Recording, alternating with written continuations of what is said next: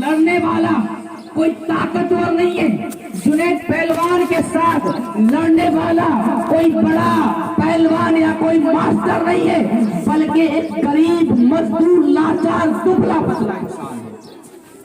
یہ لڑائی کیسے ہوگی؟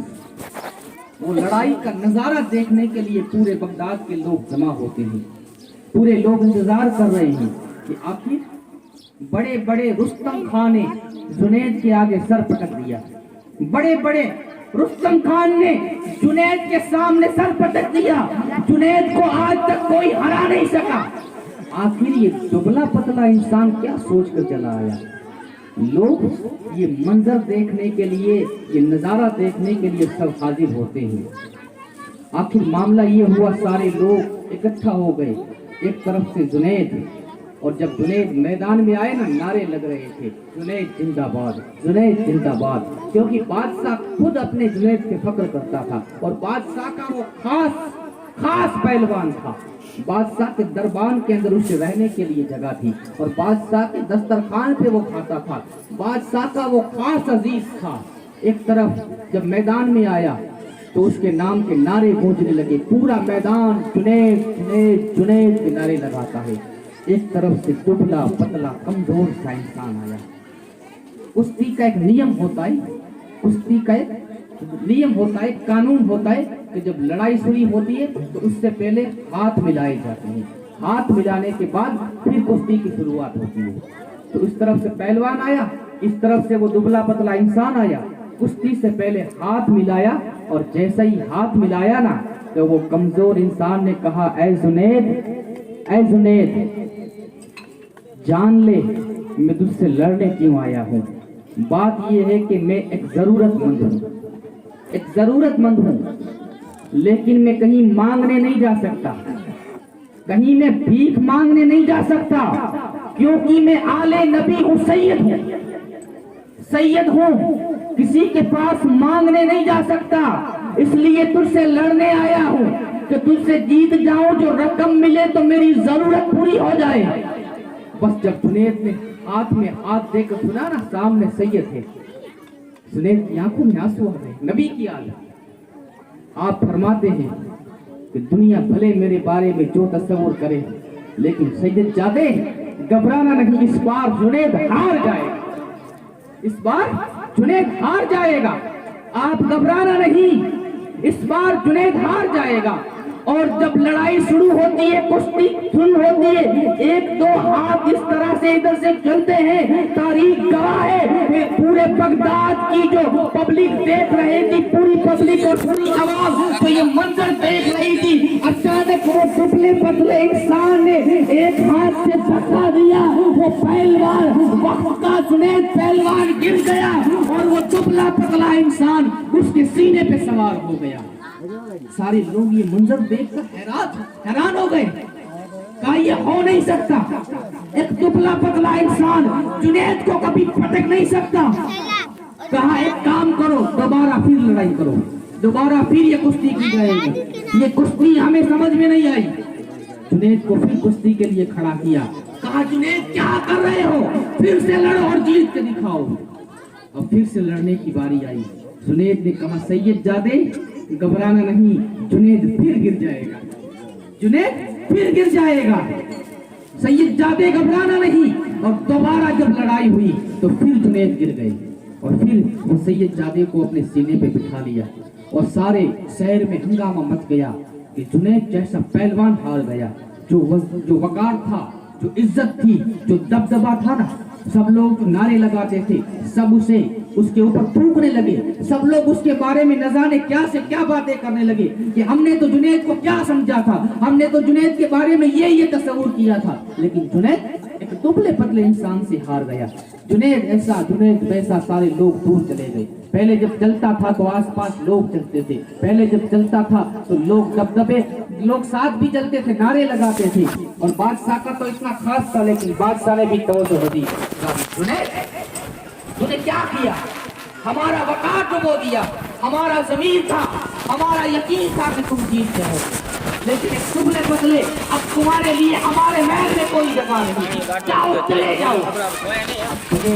واپس بغداد کی گلیوں میں نکل گئے، یہ باتیں وہ باتیں کرتا ہے کہ یہ جنید دیکھو ایک دبلے پتلے انسان سے ہار گیا، ارے اس کی کیسی پہلوانی، کیا ہے وہ ہے، خزانے لوگ کیا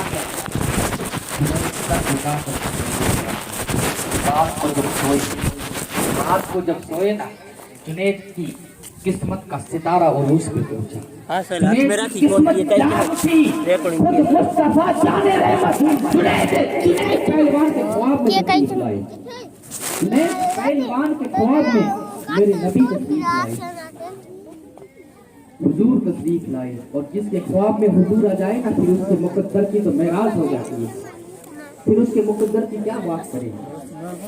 جنید خواب میں حضور کو دیکھ کر ہاتھ جوڑ کے کہتے ہیں یا رسول اللہ اگر کوئی خطا ہو تو معاف کریں۔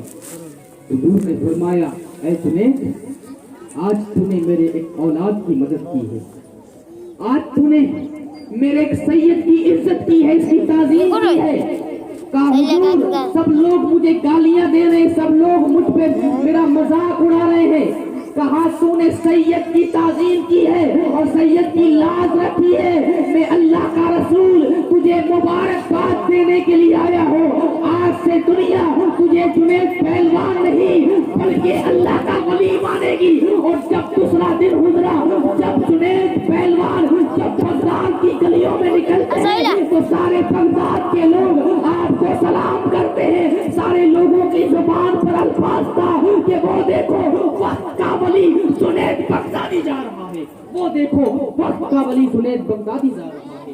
تو یہ جنید بغدادی تھے جو پہلوان تھے، لیکن ایک آل رسول کی تعظیم نے آپ کو ولایت کے منصب پہ پہنچا دیا، ایک سید کی تعظیم پر آل رسول کی تعظیم آپ کو ولایت کا منصب مل گیا۔ تو یہ آل رسول کا مقام ہے، لیکن میں بہرحال آپ کو یہ نصیحت کرنا چاہتا ہوں کہ آپ قرآن کے دامن سے بھی وابستہ ہو جائیں۔ قرآن آج بھی ہمارے چھوٹے چھوٹے بچے موجود ہیں، ہماری زندگی تو اسی طرح غفلت میں گزر گئی۔ اپنے چھوٹے چھوٹے بچوں کو قرآن کی تعلیمات سکھاؤ، قرآن کی تعلیمات پڑھاؤ، کیونکہ جب بچوں کے سینوں میں قرآن ہوگا نا، قسم خدا کی تم کتنے بھی گنہگار ہو، ہم پوری زندگی گناہ میں ڈوبا دی، پوری زندگی غفلت میں گزار دی، جب باپ اتنا گنہگار ہوگا اور جب قبر میں جائے گا تو قبر کے اندر تو کیا کیا ہونے والا ہے بہرحال ہم سنتے رہتے ہیں، لیکن تاریخ میں ایک واقعہ یہ بھی موجود ہے کہ ایک گنہگار ایک بدکار انسان تھا، اس کو جب انتقال ہو گیا، جب اس کی قبر میں عذاب ہو رہا تھا، اس کی عورت نے، اس کی اہلیہ نے اپنے بیٹے کو جب مدرسے میں بھیجا تو استاد نے یہ پڑھایا کہ بیٹا بسم اللہ پڑھ۔ جب بسم اللہ اس بیٹے نے پڑھا نا تو اللہ نے فرشتوں کو کہا کہ اس کے باپ کے قبروں سے عذاب جو دیا جا رہا ہے وہ جو عذاب دیا جا رہا ہے وہ عذاب کو ہٹا دیا جائے۔ فرشتے سوال کریں گے، فرشتے سوال کرتے ہیں مولا وہ تو اتنا بدکار ہے، اتنا گنہگار ہے، اللہ جواب دیتا ہے فرشتوں جس کا بیٹا مدرسے میں بیٹھ کر میرا ذکر کر رہا ہو، ارے میری شان کو یہ گوارا نہیں کہ اس کے باپ کو میں قبر میں عذاب دوں۔ اندازہ تو لگائیں کہ علم کتنا ضروری ہے۔ اگر چھوٹا سا بچہ اگر بسم اللہ پڑھے تو اللہ اس کے باپ کی قبر کا عذاب ہٹا دے، تو اگر ہمارا بچہ حافظ قرآن ہو تو اللہ کی قسم پھر قیامت کے دن انبیاؤں کے سر پہ تاج ہوگا، انبیاؤں کے سر پہ تاج ہوگا، اولیاؤں کی زبان پہ تاج ہوگا، لیکن ایک ایسی بھی جماعت ہوگی جس کے سر پر بھی تاج چمکتا ہوگا، اور وہ جماعت وہ ہوگی جنہوں نے اپنے بچوں کو حافظ قرآن بنایا ہوگا، ان کے ماں باپ کو قیامت کے دن اللہ تاج عطا فرمائے گا، ان کی بھی شان شوکت ہوگی۔ ابھی بھی وقت ہے کہ اپنے بچوں کی تربیت کرو، اپنے بچوں کو دین کی طرف ڈالو، کیونکہ اگر آج یہ بچے دین کی طرف نہیں گئے نا تو پھر یاد رکھو کہ ہمارے مرنے کے بعد دیکھیے दौलत के पीछे तो हमने पूरी जिंदगी गवा दी है, तो ये दौलत, ये शोहरत, ये महलों, ये मकान, ये सब कुछ यही रह जाएगा, कुछ साथ आने वाला नहीं है। अगर औलाद की तरबियत की होगी ना, तो औलाद की तरबियत की होगी तो वो औलाद तरबियत होंगे, तो वो आप पर अगर कुछ पातिया खानी करेंगे, कुछ जिक्र करेंगे, कुछ इसाले सवाब करेंगे, तो वही हम तक पहुंचने वाला है। बाकी तो दौलत तो हमारे जाने के बाद फौरन विरासत में बढ़ जाएगी, फौरन उसके तो भाग होने शुरू हो जाएंगे, कुछ हमारे साथ आने वाला नहीं है। इसलिए अपने बच्चों को भी दीन सिखाओ और खुद भी दीनदार बनो, क्योंकि दीनदार होंगे ना तो देखिए, अगर हमारे पास दीन होगा, हमारे पास कुछ भी दीन होगा, तो हमारी आखिरत का वो सामान बनने वाला है। हमारे पास जो नए कामाल होंगे वही हमारे साथ आने वाले हैं, बाकी सब कुछ यही रह जाएगा, कोई चीज हमारे साथ आने वाली नहीं है। बड़े अफसोस के साथ कि हमारी कौम आज कुरान से दूर होती नजर आ रही है। हमारी कौम कुरान से इतनी दूर कि आज कुरान का कोई मालूमात ही नहीं है। देखिए, कुरान अल्लाह की किताब है, कुरान एक रहनुमाई की किताब है, कुरान रहबरी की किताब है। आज हम कुरान को क्या समझते हैं? आज हम कुरान को क्या समझते हैं? हमारे दिल के अंदर कुरान की अहमियत क्या रही? आज कुरान को कौन याद करता है? कुरान को कौन खोलता है? आज सुबह उठकर हम मैसेज देखते हैं, व्हाट्सएप ये देखने के लिए कि हमारे दोस्तों ने मैसेज क्या भेजे हैं, लेकिन कभी तुमने ये देखा कि तुम्हारे रब ने तुम्हारे लिए क्या मैसेज भेजे हैं? हमें कुरान खोलने का वक्त नहीं रहा। याद रखें, हम कुरान को कितना समझते हैं और कुरान की कितनी अहमियत है, कुरान को कितना जाना। जब हमारे घर में कोई मर रहा हो, जब हमारे घर में कोई आखिरी सांसें ले रहा हो, उस वक्त हम इमाम पास के जाते हैं, इमाम साहब के पास जाते हैं, कहते हैं इमाम साहब चलिए मेरे घर, जल्दी चलिए। क्या क्यों करना है, क्या काम है? इमाम साहब मेरा बाप मर रहा है, मेरी माँ मर रही है, वो आखिरी सांसें ले रही है, वो सकरात की हालत में है। काम क्या है? आप जल्दी चले, वो बीमार के पास बैठकर कुरान पढ़े। बीमार के पास बैठकर कुरान पढ़ा जाता है, सूरह यासीन पढ़ते हैं, सूरह मुल्क पढ़ते हैं। वो बीमार लोग जो सकरात की हालत में होता है ना, उस वक्त हमें इमाम साहब याद आते हैं। इमाम साहब इसलिए याद आते हैं, हमें तो कुरान पढ़ना नहीं आता, हमारे पास तो इतनी हिम्मत, हमारे पास तो इतना इल्म है नहीं, हमारे पास तो इतनी समझदारी नहीं है कि हम खुद हमारे माँ बाप पे कुरान पढ़े। याद रखें दोस्तों, आप 5 वक्त की नमाज इमाम साहब पढ़ाएंगे, आपके पास कभी इजाजत नहीं लेंगे।